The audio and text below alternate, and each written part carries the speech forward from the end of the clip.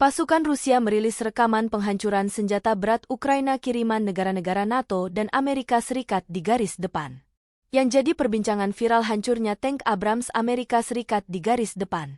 Ini adalah rekaman pertama hancurnya tank andalan Amerika Serikat yang dikirim ke Ukraina.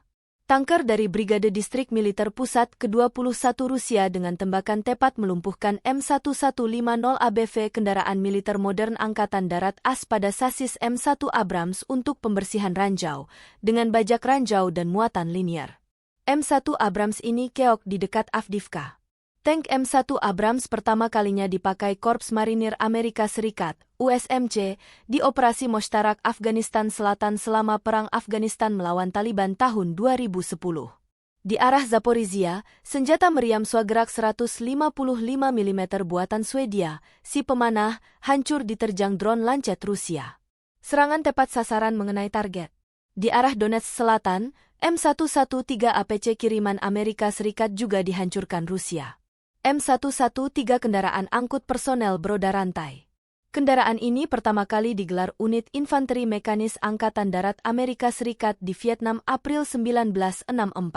M113 merupakan kendaraan berlapis baja yang paling sering digunakan Angkatan Darat Amerika di Perang Vietnam, dijuluki Naga Hijau oleh Viet Cong karena sering digunakan untuk mendobrak kumpulan semak belukar dan pepohonan dan menyerbu posisi musuh, tetapi julukan paling tersohor darinya ialah APC oleh pasukan sekutu.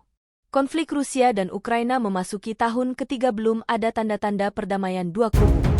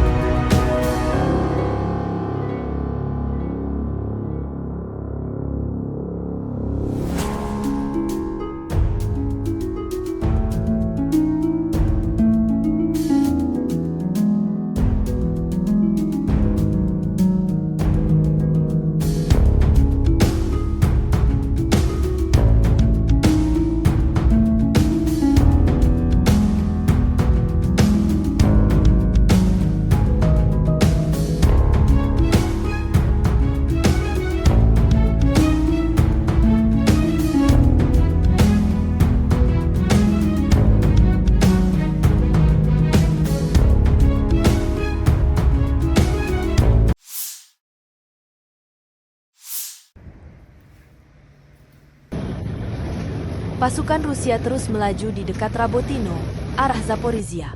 Artileri kelompok pasukan Yuk Rusia menyerang posisi angkatan bersenjata Ukraina dengan serangan jarak jauh.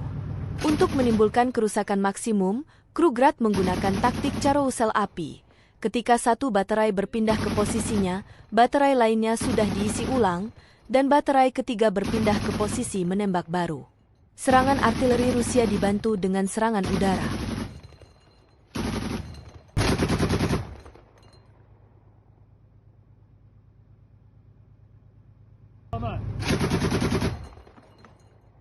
Да, чуть ниже, вот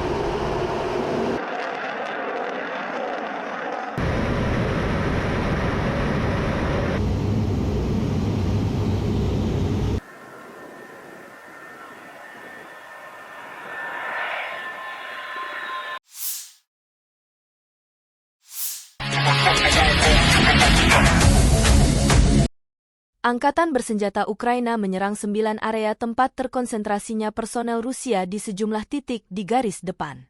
Divisi Media Staf Umum Angkatan Bersenjata Ukraina 27 Februari juga melansir satuan pasukan rudal merusak 2 area konsentrasi personel, senjata dan perlengkapan militer.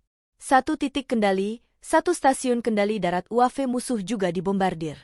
Panglima Angkatan Bersenjata Ukraina Jenderal Oleksandr Syrsky bersama Menteri Pertahanan Ukraina Rustem Umerov mengunjungi pos komando lanjutan unit dan unit militer di garis depan. Para komandan kelompok tentara memaparkan situasi di garis depan. Kami menganalisis situasi saat ini secara rinci dan membahas langkah-langkah lebih lanjut yang diperlukan, terutama perlindungan pasukan dari drone dan serangan udara dengan sistem pertahanan udara, serta penguatan area tertentu di garis depan. Panglima Ukraina berbicara dengan komandan brigade dan batalion terpisah tentang keadaan di lapangan. Menganalisis permasalahan yang muncul di brigade.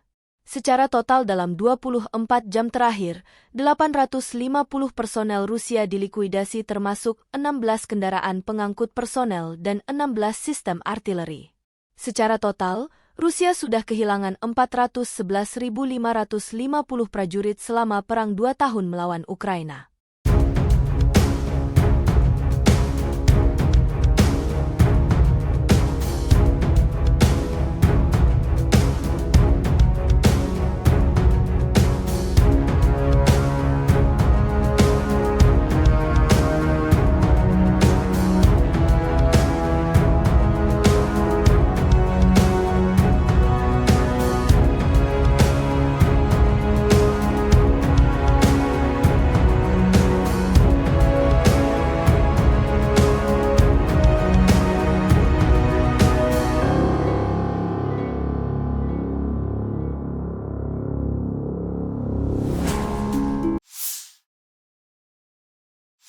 Kementerian Pertahanan Federasi Rusia baru saja merilis sebuah video yang ramai menjadi perbincangan di kalangan warganet.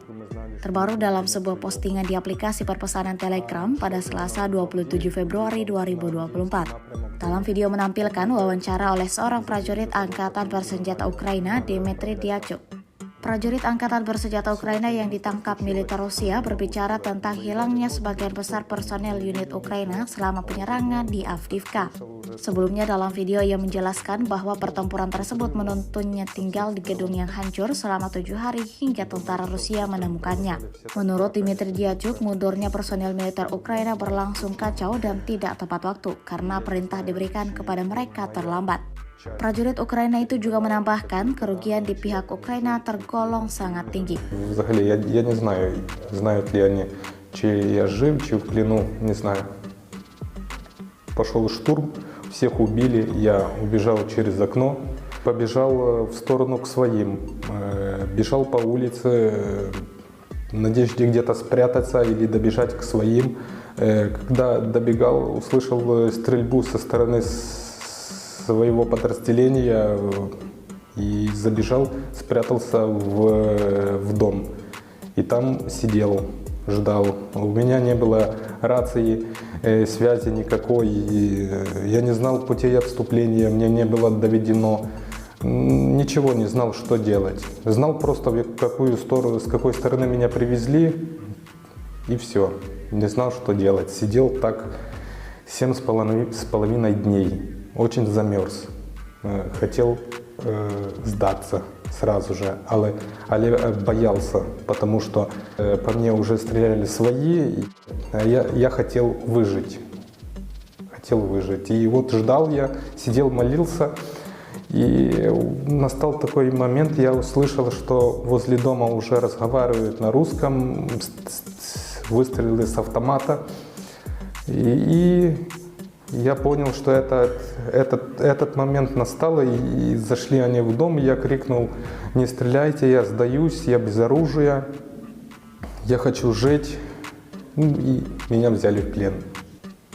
За 7 дней, да, я замерз, еды не было. Нашел в этом доме баклажку воды 5-литровую. Попробовал, вода была нормальная, пил. Но потом был мороз, и она замерзла, и дня 3 я точно ничего не пил. Когда сдался в плен, меня, скажем так, взяли в плен, не знаю, как подобрать слово, красиво там, меня не били, я просто сдался, меня связали, обыскали, я не знаю, что это было за подразделение, это, наверное, мне и не надо это знать, завели, все нормально.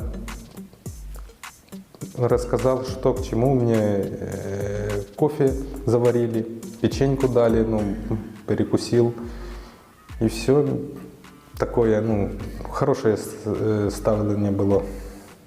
После того, как попил кофе, ко мне подошел медик и спросил, чи потребую я какой-то медицинской допомоги.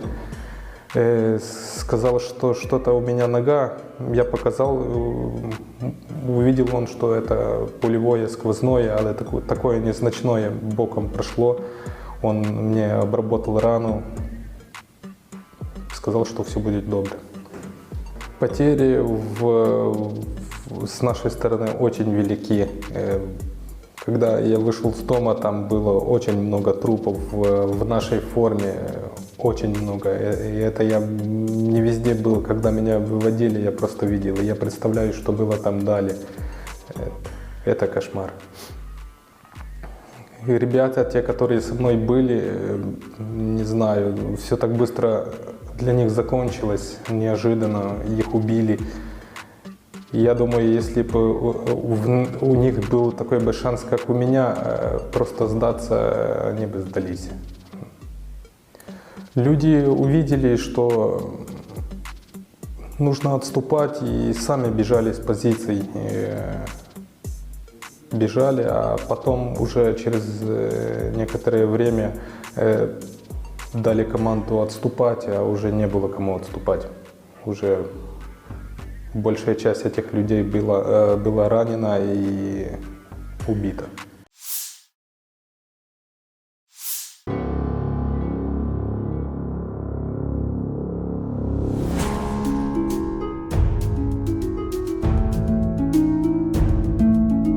Militer Rusia kian agresif menggempur pertahanan Ukraina memasuki tahun 2024.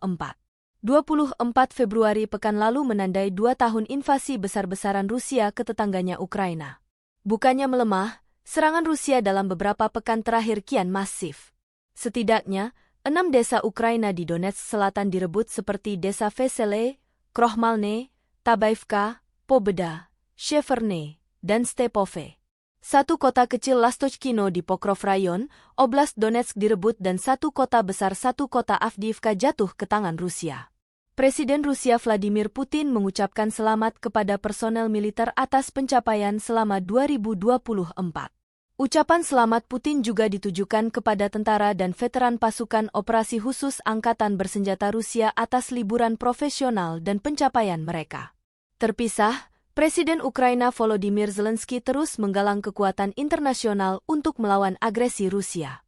Hari ini, saya mengambil bagian dalam pertemuan puncak khusus di Paris, pertemuan puncak para pemimpin yang diselenggarakan oleh Presiden Perancis. Topik utamanya adalah segala sesuatu yang memperkuat kita di Eropa, ketahanan dan kemampuan kita.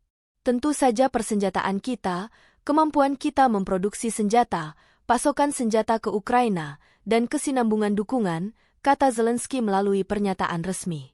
Zelensky masih menaruh harapan Ukraina lepas dari cengkraman Rusia atas bantuan Eropa dan sekutu besar Amerika Serikat.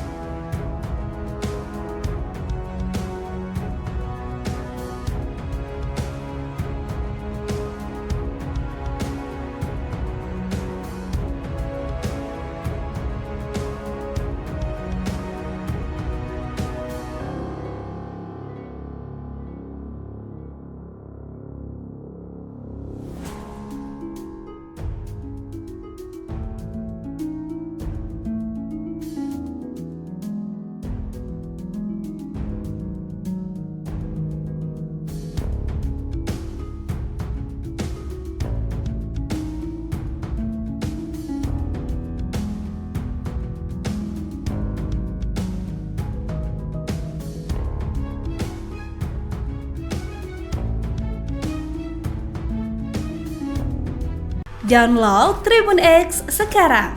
Menghadirkan lokal menjadi Indonesia.